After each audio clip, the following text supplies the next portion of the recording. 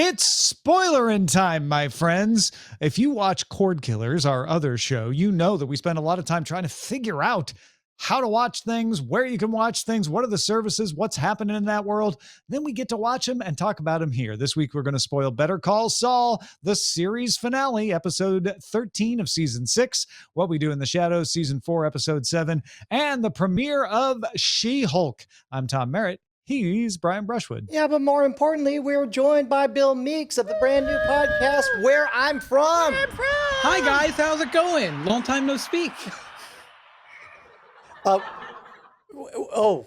They're laughing at you. Tom, what order do we want to attack these beasts in? Well, when Bill asked to be on the show, he specifically said, I don't want to talk about anything but Better Call Saul. If you make me do Cordkillers, I refuse to speak. But thankfully, we talked him out of that. We got him to do Cordkillers and talk about the other shows on Spoilerin Time today. But to honor that original request, let's start with Better Call Saul, season 6, episode 13, Saul Gone. Saul gone, y'all. Get it? Saul gone. It's all gone because it's over. There's no more show. Not bad. You know, two Saul different series. I mean, the guy's name seasons. is based on a bad pun. Why not end the series based on a bad pun? Brian, you nailed it that we stayed pretty much black and white, with some notable exceptions to describe the color. How did you feel about Saul's ultimate fate and how he got there? I loved it-ish, and I have a question for you guys.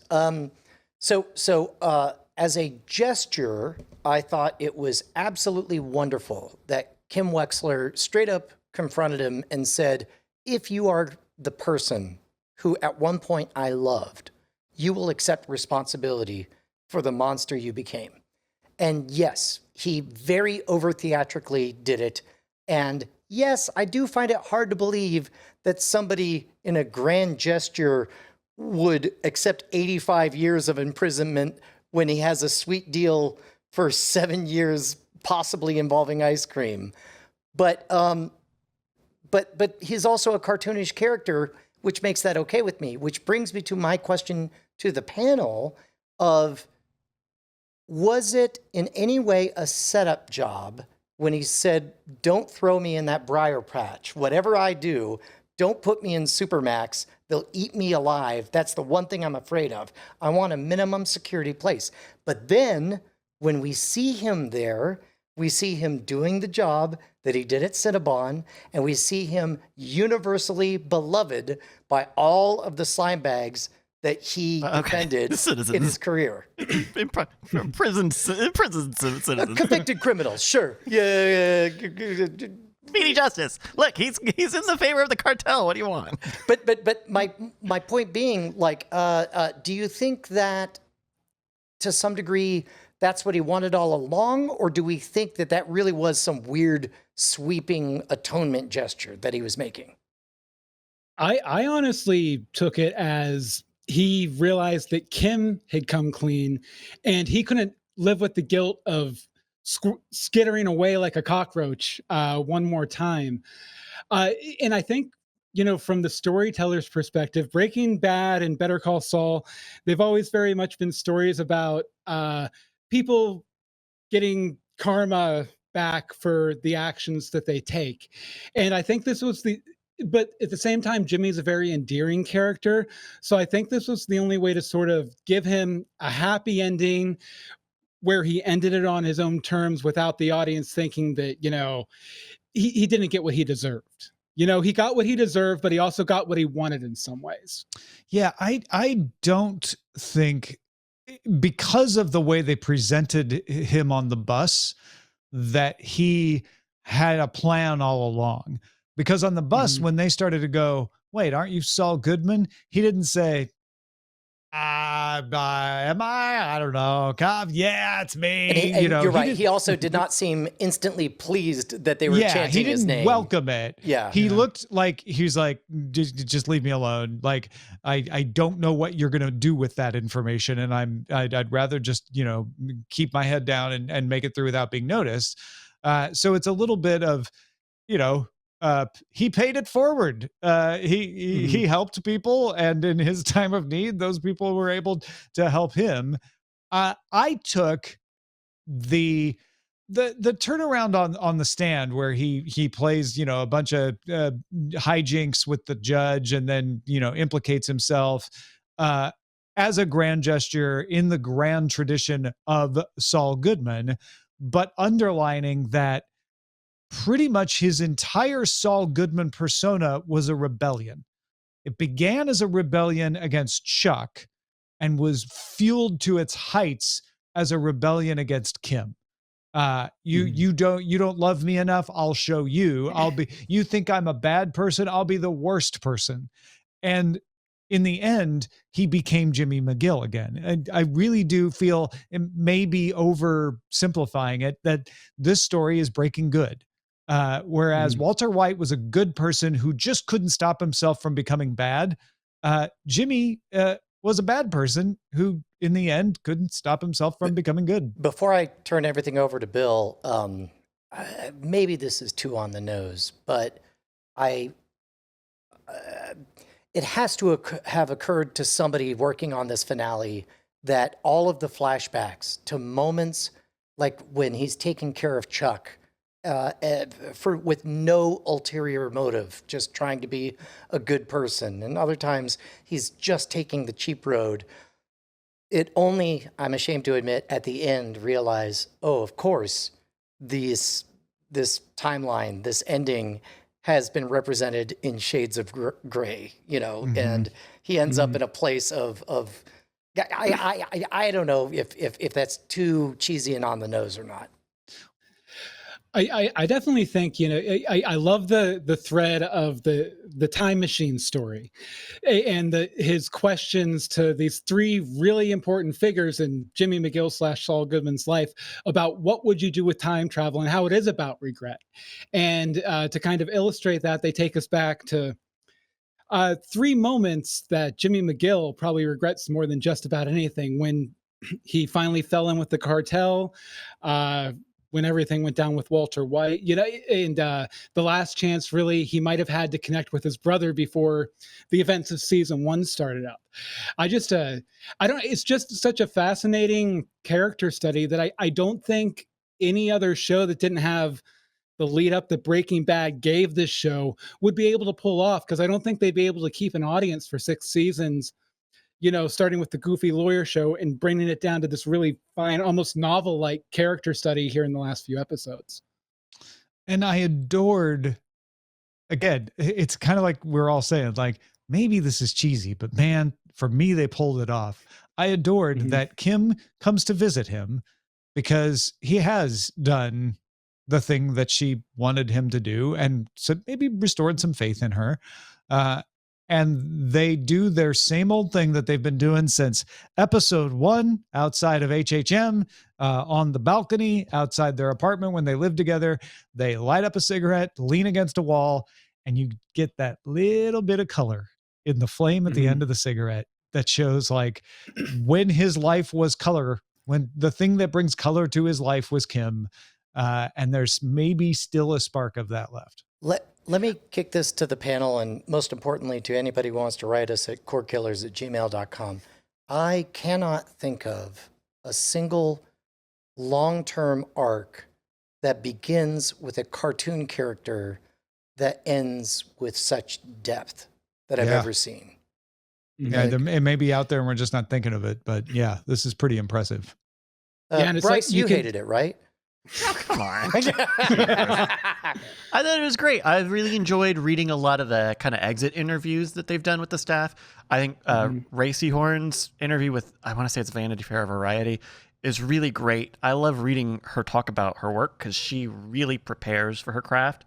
The scene a few episodes ago where she's crying on the bus, she said, oh yeah, you know, I had to get a lot of stuff prepared in time because we shoot so many angles on this show. I would have to be prepared to do it like 30 times. I couldn't just, you know, gin it up a couple of times. And apparently they only shot it twice.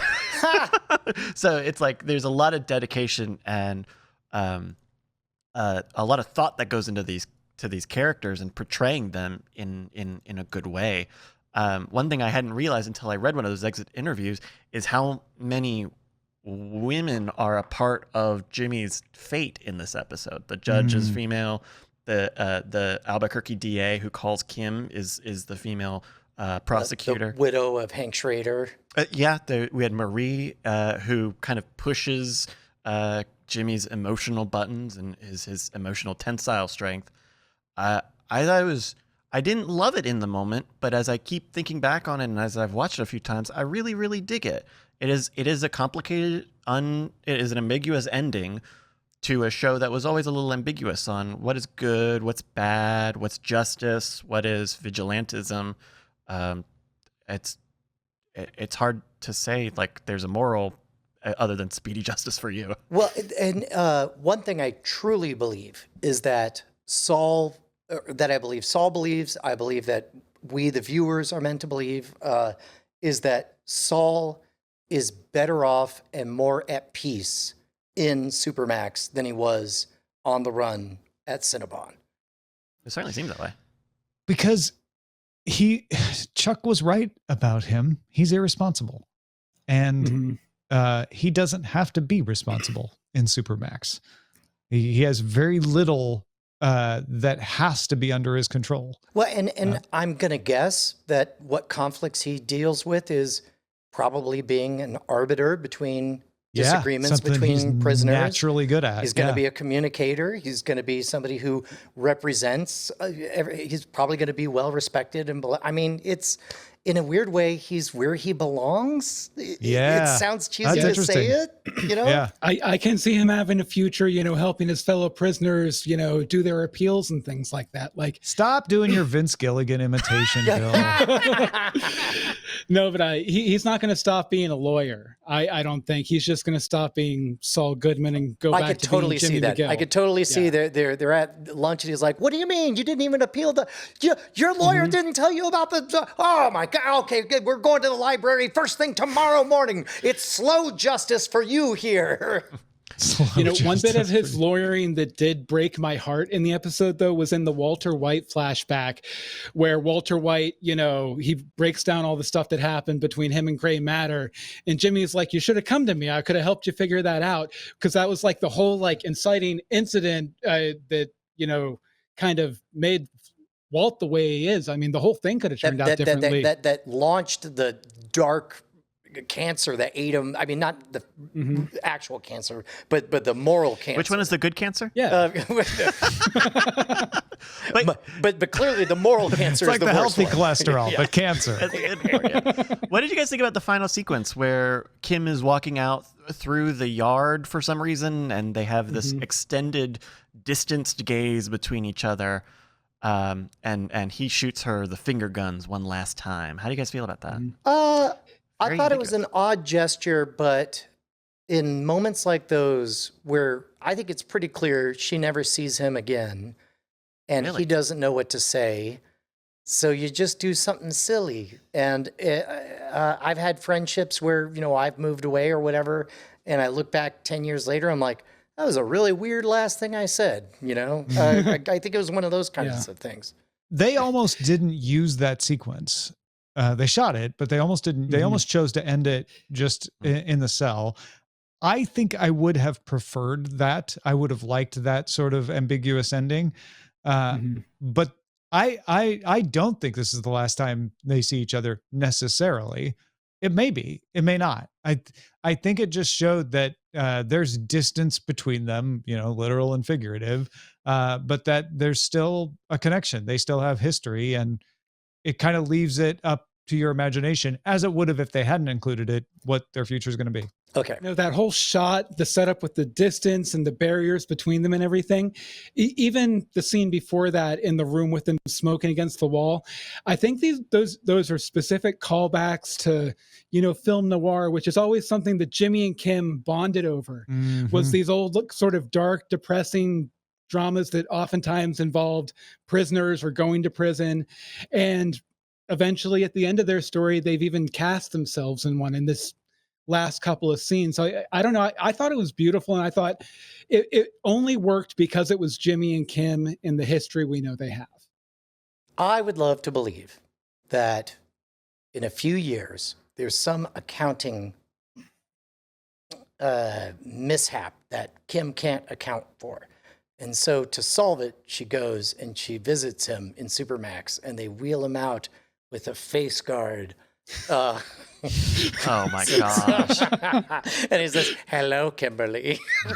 We need you to solve a missing persons case. Speedy justice for you. Think about Pretty it." Dr. Hero, correct? And he calls himself Saul Goodman again because he thinks men taste good. Yeah. I see you came to the Cinemaster for your Cinebondsman.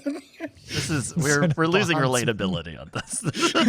Don't care. I'm We're lost in my own shrinking side the Venn universe. diagram. Head cannon. This is the equivalent of the finger guns. Oh, I saw this about the finger guns thing. Apparently, they shot a version where Kim does the finger guns back and didn't use Oh it. yeah, and they didn't use that. And they didn't use it. That's probably right, because I liked her reaction being ambiguous, and him kind of half-heartedly saying, "Hey." Although if you do watch her happened. right hand, it does just kind of pop up about half an inch. Like she wants to do it, but she's not going to do it. So the heart was there, but the body wasn't following. They also shot a version where she had real guns and she What a twist. decided not to use that one either. Congrats.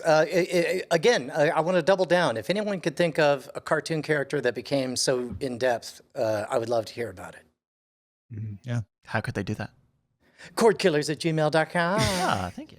Last thoughts on Better Call Saul. Last call for Saul. Oh, I got one.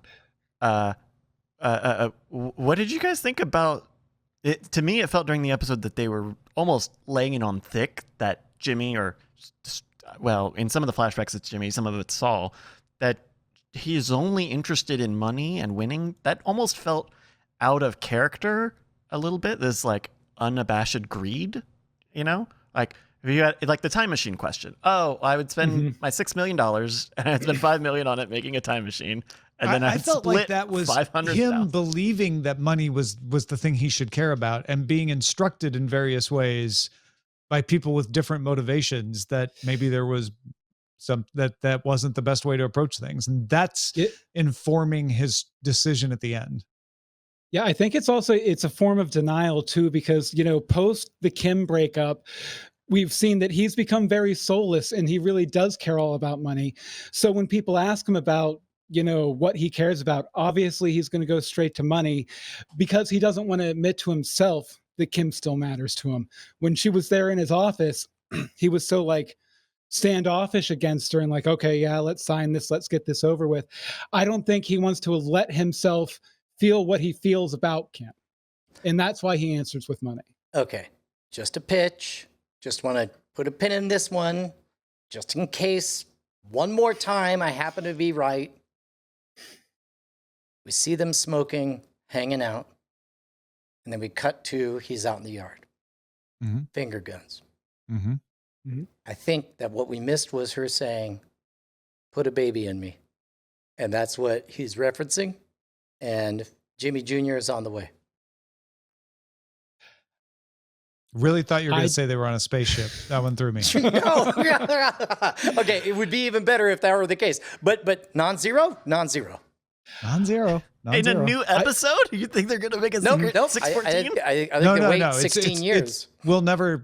Yeah, we may never realize that part of the story, but it's hanging out there. Yeah. Yeah, I could definitely see that. I think if nothing else, she's definitely going to be back to see him, probably once every 6 months or something like that. Like that wasn't the last time that Jimmy and Kim are going to see each other. She's off on a right track. He's redeemed himself, but that's not the end of them. I think that's what they're saying. Hopefully. I don't know. Well, folks, that is Better Call Saul. All of it. Let's talk about What We Do in the Shadows, Season 4, Episode 7.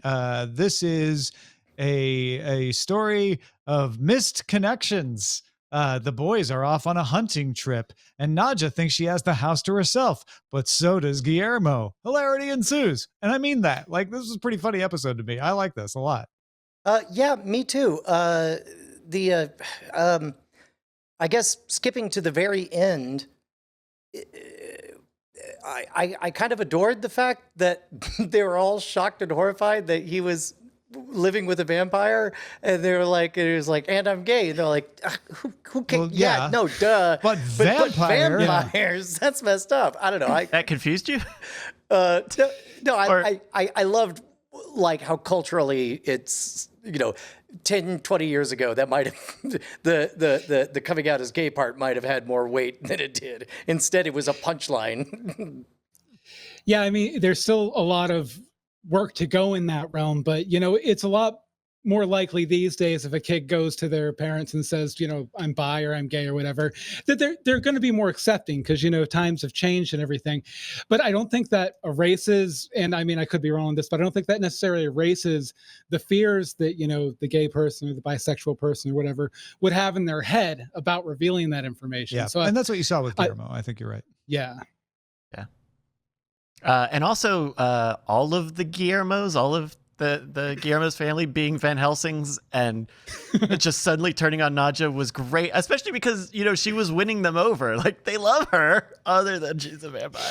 Right. And how she's like, your family's the best. Why are you such a wet blanket? Oh, wait, I must kill them all because they're all Van Helsings. Yeah. Yeah. And then the family's all like, I have to attack her and I don't know why. Yeah. What about the also, Laszlo I kind of Nandor? adored the Laszlo Nandor story was almost had a little depth to it It was them cathartic. bickering at each other because they are mad at each other because they're not spending the quality time together. That all was a great story. I did love how Colin or the creature that crawled its way from the bloody dead guts of Colin Robinson goes out with Sean hunting, and there's just no mention of like, but why aren't Nandor and Laszlo with us? Also, I loved all of the very real 9 to 12-year-old references that Colin Robinson is making about Roblox and all that stuff. Oh yeah. It's amazing. Yes, absolutely. Guess what? Yeah, Guess what? the guess what's and all that stuff. Yeah. Don't say guess what before everything you say. I saw the Jersey Devil. I was like, the Jersey Devil's going to be real. I was not disappointed that it was real. That coming at all. Yeah. And I didn't see the doubling down of the music to soothe them as being Bon Jovi. I didn't see that coming. No, you're right. I loved all of it. It was great. Yeah, me too. This is one of those that unfortunately I won't be watching with my 14-year-old because it just involves the graphic grabbing of male genitals and stuff on a demon. But I thought it was learn great. sometime. About I love the costume too. The Jersey Devil costume. It just looks so cheap but so appropriate. I loved it. Yeah. I really don't have that much to say other than like that was fun. That was a fun episode. It was good times. Agreed. All right. I'm still kind of, I will say that my patience is waning on the will they, won't they with Guillermo and Nandor. Just because it feels like they just keep going back to that well this season. I'm just like, let's just push past that and get somewhere new, because that's kind of been, a subplot for most of the series. I mean, now, I right? have to admit, I did not. Somebody called me out with an email saying, "Hey guys, just wanted to chip in on what we do in the shadows. You missed that Nandor's wish was that his wife love everything he does, which puts the scene with her and Guillermo in a different light." We talked about that. Yeah, I did miss it though. Oh, really? Yes. Oh. Yeah. Yeah, that's gonna be a three-way. Love triangle. Yeah. Edit it out. That's how a love They call triangle that a Jersey can Devil. roll. Yeah, those aren't exclusive. But yeah. I didn't think about this till just now, but introducing us to Guillermo's family and making them all Van Helsings and making it clear that they all do not tolerate vampires does set us up for a way for Guillermo to become a vampire and keep his story interesting. So up until now, it'd be like, well, you can't make Guillermo a vampire because the whole tension is, will he ever become a vampire? Yeah. What if Nandor does turn him into a vampire? And then the tension is, can I keep it secret from my family, who are all Van Helsings and will have to kill me? Can I throw just a wild idea? And I don't know if this was thought of or spoken out loud in the writer's room, but it's almost like a red state, blue state thing where it's like, yeah, no, it's fine that you're gay, but it's like, he's a Republican. What are you doing? You know, that, or I don't know. I feel like our current political polarization is fueling some of what we're seeing here. The Van Helsings versus vampires? Yeah. You confused me when you brought up the coming out thing again. So you're saying the anti-vampire unreasonableness when like, oh, we love you, Nadja. Oh, wait, you're a vampire. Is akin to, oh, you seem like a great person. Oh, I just found out your political party. What is this? I found in your MAGA hat. You know, whatever. Did seem more like a physical reaction to the vampire than maybe reasoned, considered arguments on the spectrum of lifestyles. But okay. Anything else on what we do in the shadows? Just thumbs up. It's, right. I was worried that guess what? Yes, Ryan. It was a really good episode. It had Colin Robinson. He was playing Roblox, and guess what? That's what we do in the shadows. Season 4, episode 7, with the final word to Bryce. Oh, crap! I forgot it. Go to the next show. Damn it. Let's talk about She-Hulk season 1, episode 1, or as I call it, damn it, Tatiana Maslany can do no wrong. I forgot how good she was in Orphan Black because while watching Orphan Black, I forgot that all those characters she played were her. She-Hulk has lines that when I think back on them, I'm like, no one should be able to make that cheesy line work. And I didn't even blink when she delivered it because she delivers every line expertly. I'm probably over gushing about Tatiana Maslany, but I think she deserves it. She-Hulk is great. Tatiana Maslany is one of the things that makes it as great as it is. This is so interesting because to me, this is the story of a character I have loved for 30 years being brought to life. And for you, it is the story of an actor you've loved for years entering an amazing character. I loved everything about this. It's some kind of magic merging of those two things. Absolutely. I thought it was a great show. One thing that I thought was interesting, because I read some stuff with the creator this week. Apparently, the first episode was supposed to be all lawyer all the time, and this was gonna be episode 9 or something like that, where they go back and show her origin, but they kind of re-edited, shot a couple new scenes, and put it here instead because they were like, if we don't have the Hulk as kind of an in for people, then they might not get She-Hulk necessarily. So let's have this fun, we'll give her the traditional origin. So I just think it's interesting that Disney is always so willing to change horses midstream with their programs. They're not afraid to go shoot a third of a movie or a third of a TV show and completely reconfigure the entire thing to accomplish their goals. I knowing that, I did kind of feel that in a way, like those last couple scenes felt like they were almost from the beginning of another episode.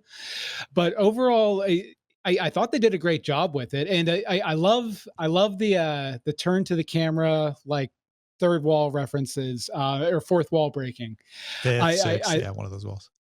Yeah, one of the walls, definitely. But no, I'm really interested to see how they use it moving forward, because I feel like it could get a little samey. And that might not be a bad thing, but I hope to see some more creative uses of it. So in this case, the getting right to the hulkiness of it was a negative for you, Bryce, right? I guess I was one of the rubes who believed them when they said this is just going to be a lawyer show. So, and then they did a bunch of superhero stuff. And it's like I am so interested in the idea of like what happens when superheroes intersect with the real world. Oh my gosh, what happens if a lawyer ends up getting superpowers? What does that look like? And people know about it. I think that's the intriguing thing, right? Yeah. But then I had to watch 30 minutes of a Marvel movie to get there. for them to say, "Oops, that was gonna be a superhero thing," which is fine. Like the story's good, like the acting's good. I like the premise. I like the trailer. I watched the trailer and I thought, oh, that sells me on what this thing is. And I feel like this first episode didn't do as good at that, to be honest. Oh my God. What happens when we get to see a complete trial, like a full season of a trial between Daredevil and She-Hulk? I mean, he's in this. He's He's in the trailer. He's cast. Yeah. That's awesome. I wish I could have that. I wish I could tap into that enthusiasm. Yeah. It sounds fine. I can send you home with like 30 issues of She-Hulk. I don't think that's going to change anything. So Brian, tell us a little bit, as someone who is a longtime fan of the franchise from the printed page, like, what is it that didn't disappoint you? Because that could be a recipe for disaster when you love something that much and they try to make an adaptation of it. Well, things that I was worried about is the fourth wall breaking was, to be honest, a bit over the top and too much in the comic book. It was subtle and understated in this. Another pitfall I was worried about is you got to learn to control your emotions, your rage or whatever. I'm like, okay, here it comes. This big, heavy-handed, I'm a woman, people, and instead they gave it very just a light touch. And I was like, well, that's nice. And we skipped through it. I liked that. Yes, it was 30 minutes of superhero stuff, but that was like a 90-minute movie just crammed into 30 minutes. I'm a sucker for this version of Bruce Banner and the Hulk. And I'm a sucker for the character of She-Hulk. Everything has been delivered with just the right lightness and joy that made the comic appeal to me so much. And then the fact that I didn't know that what's her name from The Good Place was even going to be in it, and then she just kicks in the door and is awesome. I was very happy. Yeah, I do think it was interesting that they made the point that, Bruce isn't the Hulk because of the gamma radiation. He's the Hulk as we know the traditional Hulk because of his trauma. And She-Hulk doesn't have that issue. So I just thought it was cool and interesting that they sort of underline that, because that gets a lot more play in the comics, and even like the 2003 Ang Lee movie, where the Marvel version, that's never really been a focus, that he has this big traumatic past. And I thought that was an interesting contrast they set up there. Yeah. Man, good fun. Mm-hmm. Yeah, and can't wait for Bryce to like it next week when it goes all lawyer. I'm down to like it next week. I'm down for that. Not for nothing. The one-note jokes landed when he's like, "Who's your friend?" And she's like, "You," and he's like, "No, spandex." And then likewise, arguing like the little end cap after the credits where they're arguing about whether or not Captain America was a virgin, and then they end midway. It was just the right amount of adult F word to cut out on. It was great. Yeah, good stuff. That is She-Hulk season 1, episode 1. Next week, Better Call. No, that's it. Better wait for next week, buddy. Next week is She-Hulk 102. What We Do in the Shadows 408. Well, what do we have a third one? Yes, we do. Star Trek Lower Decks coming back. So excited. Season 3, episode 1. That will be our Spoilerin time next week. Thank you, Bill Meeks, for hanging out with us again, my friend. Remind folks where they can find your brand new podcast. They can find it at billmeeks.com/where-I'm-from. And thank you guys so much for having me on. It's been too long. Let's not let it take a year again. Yes, absolutely. Come back next week. That's going to do it for us. Not that soon. Finger guns. That's going to do it for us. You can get these episodes early. You can get them broken up into bite-sized pieces so you don't have to skip through parts that you don't want to get spoiled about. All you got to do is become a patron. Patreon.com/Cordkillers. We'll spoil you again next time.